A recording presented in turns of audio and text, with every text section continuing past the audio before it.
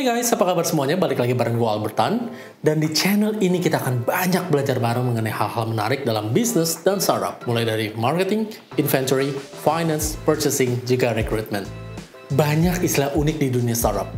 Tapi ada dua istilah yang bisa ngebantu kalian dalam ngeramal berapa lama sih panjang nafas startup kalian. Jadi kalian bisa siap-siap buat cari pendanaan baru atau ngatur lagi pengeluaran serta pemasukan di startup kalian. Dua indikator ini adalah burn rate dan runway. Kalau dianalogiin sama mobil, burn rate itu adalah tingkat konsumsi bahan bakarnya. 1/7, 1/10, dan lain sebagainya. Sedangkan runway adalah jarak tempuh yang bisa didapat dengan sisa bahan bakar yang tersedia di tangki kalian. Kedua indikator ini pastinya penting banget buat startup kalian. Dan ini pasti bakal jadi concern dari calon investor kalian. So, tonton sampai habis video ini karena gue bakal kasih tahu gimana sih cara ngitungnya. Oke?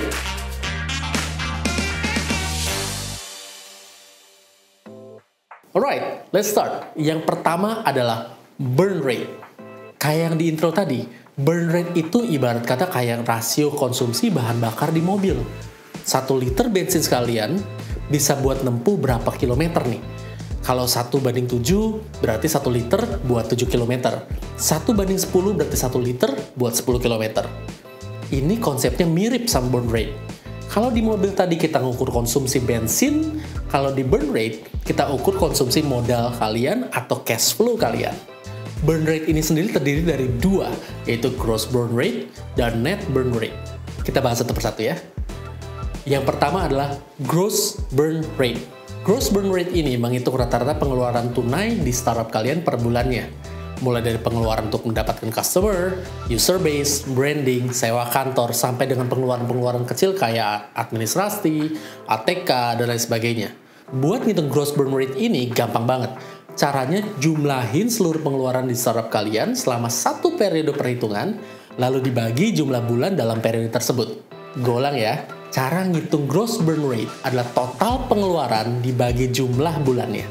Misalnya, jumlah pengeluaran di startup kalian adalah 600 juta dalam waktu 1 tahun. Maka gross burn rate kalian adalah 600 juta tadi dibagi dengan 12 bulan, which is sama dengan 50 juta. Coach, gimana kalau startup gue baru mulai? Kan belum ada pengeluaran sama sekali. Well, itulah kenapa kalian sangat membutuhkan yang namanya perencanaan. Dalam hal ini, projected cash flow. Di mana kalian bakal masukin rencana keuangan kalian dalam projected cash flow itu. Kalau kalian udah bikin projected cash flow, maka burn rate-nya bisa dihitung dari situ. So, kita lanjut ke tipe kedua dari burn rate, yaitu net burn rate. Kalau kalian perhatiin, gross burn rate sama sekali nggak memperhitungkan income kalian tuh berapa. Nah, kalau di net burn rate ini, kalian bakal masukin income dari perusahaan kalian.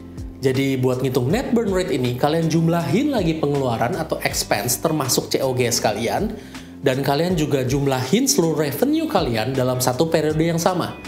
Terus kalian kurangin jumlah pengeluaran dengan jumlah pemasukan ini. Dan kalian bagi dengan jumlah bulan dalam periode tersebut buat ngedapetin net burn rate kalian. Gue ulang lagi ya. Jumlah seluruh pengeluaran di startup kalian dalam satu periode dikurangi dengan jumlah revenue startup kalian dibagi dengan jumlah bulan dalam periode tersebut. Misalnya, jumlah pengeluaran di startup kalian tadi adalah 600 juta dalam 1 tahun, dan ternyata kalian ada revenue sebesar 120 juta dalam setahun. Maka net burn rate kalian adalah 600 juta dikurang 120 juta dibagi dengan 12 bulan sama dengan 40 juta. Nah, apa yang terjadi kalau revenue-nya lebih besar dari pengeluaran? Ya bagus dong, artinya startup kalian profit. Loh coach, jadi negatif dong burn rate-nya. Betul, net burn rate yang negatif artinya bisnis kalian profitable. Kan namanya juga burn rate, mengacu pada bakar uang. Kalau positif, berarti ada uang yang dibakar, jadi cash flow-nya negatif. Tapi kebalikannya, kalau emang negatif, artinya tidak ada uang yang dibakar sampai menimbulkan kerugian. Coach, jadi mana yang lebih penting? Gross burn rate atau net burn rate? Jawabannya adalah sama-sama penting. Gross burn rate penting buat kalian bisa memperkirakan rata-rata kerugian bulanan kalian berapa sih. Ini penting banget buat kalian, apalagi kalau revenue kalian belum stabil per bulannya. Bulan ini revenue tinggi, bulan depan revenue-nya sedikit.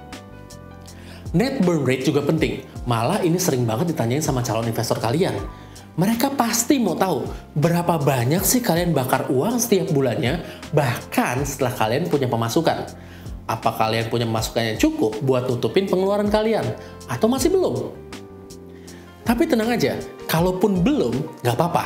Karena kadang-kadang startup mesti ada bakar uang buat capai growth tertentu. Yang penting adalah kalian punya dan bisa jelasin visi kalian ke investors atas setiap rupiah yang kalian bakar ini.